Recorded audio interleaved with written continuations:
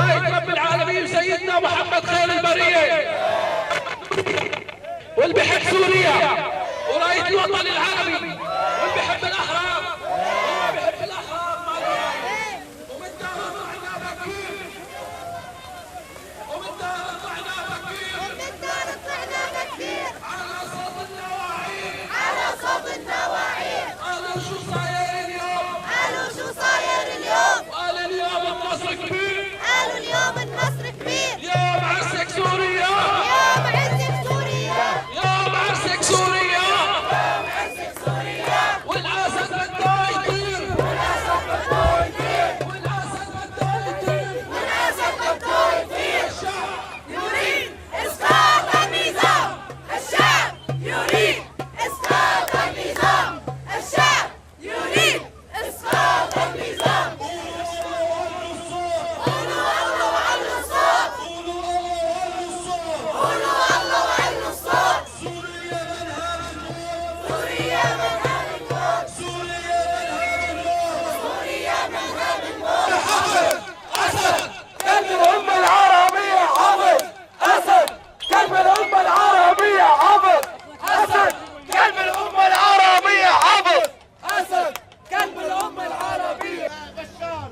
Friends, brothers and sisters, everyone here, thank you very much for coming and joining us. Before we start, on behalf of the free Syrians all over the world, I pay my deepest condolence to our Turkish brothers and sisters in Syria for the loss of Mr. Mashal Tammo, one of the most active Kurdish leaders in the Syrian Kurdish community and a highly respected figure across all segments of Syrian society. He was yesterday assassinated by the Assad's criminals. He is an agricultural engineer and a father of 6 children. This is one of thousands of criminals that the regime has committed against Syrian people. I am from Syria. Many of you gathered with us today are from Syria too. We came to Australia not because there was not enough land in Syria. We came here to enjoy freedom at a time when the rest of our nation accepted the status quo of acquiescence to a corrupted totalist, the totalist regime. Free Syria! Free Syria! Down Assad! Down Assad! Down Russia! Down China! For the last 6 months, we have seen a change in our Syrian people. They have defeated their fears and have arisen demanding the same freedom that many of us here take it as granted in Syria. We are very honored to have multiple speakers here. And allow me, and please join me in welcoming Linda Volz. Linda is a deputy leader of the Labour Party and MLC member of the Upper House in New South Wales.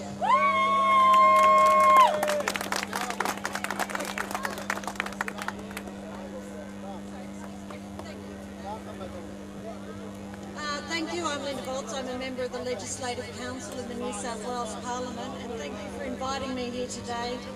I think there's little doubt that the Bashar al-Assad's government has lost any legitimacy, and it is time for him to stand down. At least 2,700 have been killed since March, and the international community cannot remain a bystander in the face of this relentless military crackdown. It is unfortunate that Russia and China chose to veto the UN resolution on Syria, which will only embolden Assad, who may feel he faces less risk of being called to account. Assad has placed himself in the company of Robert Mugabe of Zimbabwe, who was the last double veto by Russia and China in 2008 at the United Nations, a company that you wouldn't want to keep. The reality is that this government in Syria no longer has any legitimacy, and the people have a right to fight for democracy and freedom without facing repercussions from their own government. Once a government turns on its own people, its legitimacy is at an end. Thank you very much for coming here today, and thank you for inviting me to speak to you. Thank you, Linda. Thank you very much.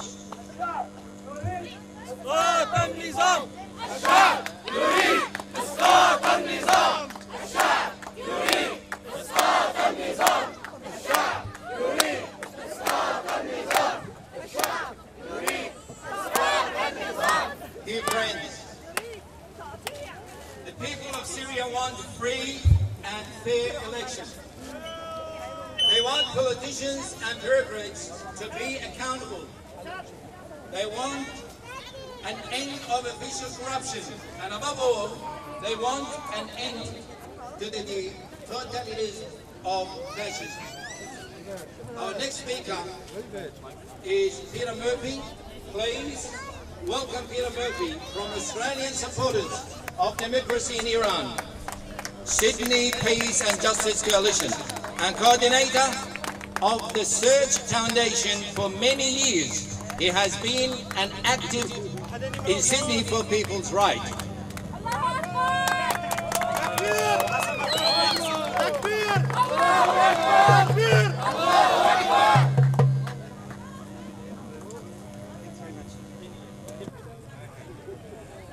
Mahaba ya istikati. First of all, I acknowledge the Gadigal people of the Eora Nation, the traditional owners of this land we are on today, and pay respect to their elders past and present. Today we oppose oppression and dictatorship in lands far away, but remember that these lands here were stolen and the injustice is not repaired. On behalf of the Australian supporters of democracy in Iran, I salute the indomitable people of Syria and of Iran for their determined campaign to overthrow dictatorship and create a democratic future for their peoples. I condemn the Assad regime and the mullahs regime for their implacable brutality and torture and murdering their own people in order to hold on to power. We know women and children have been shot down in demonstrations and military assaults in cities and towns in Syria. We know that over 400 people have been executed in prisons in Iran this year alone.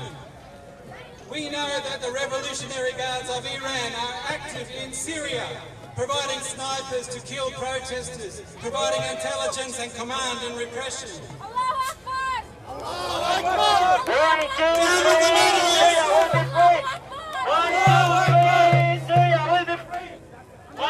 The Sydney Peace and Justice Coalition came out of the movement here 10 years ago, which opposed the wars in Afghanistan and in Iraq.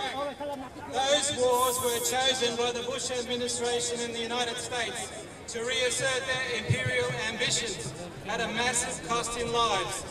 These wars were not about capturing the criminals behind the World Trade Center attacks.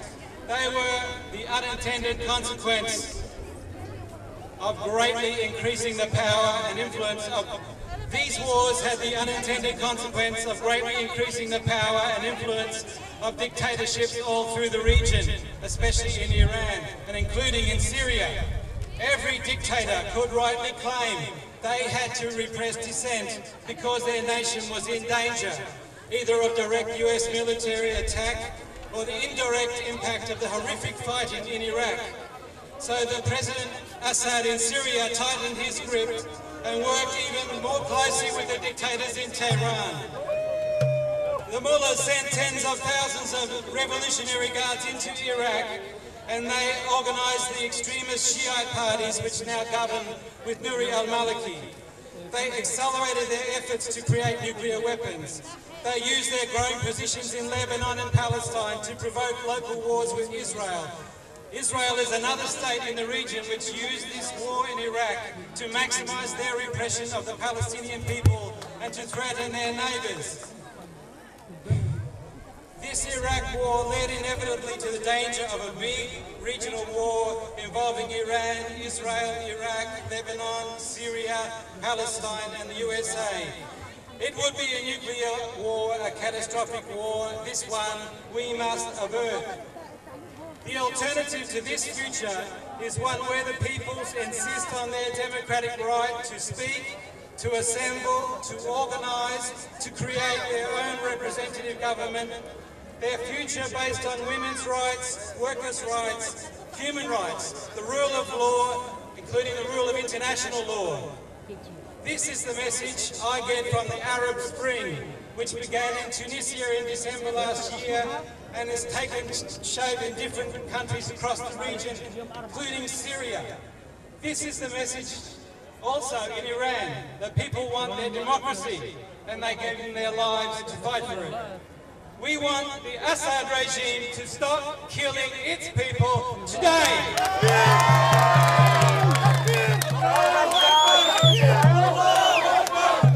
This is the united demand from the international community. Assad has no rightful authority except that which is given by the people. So we must recognise the Transitional National Assembly today. President Assad should step down today.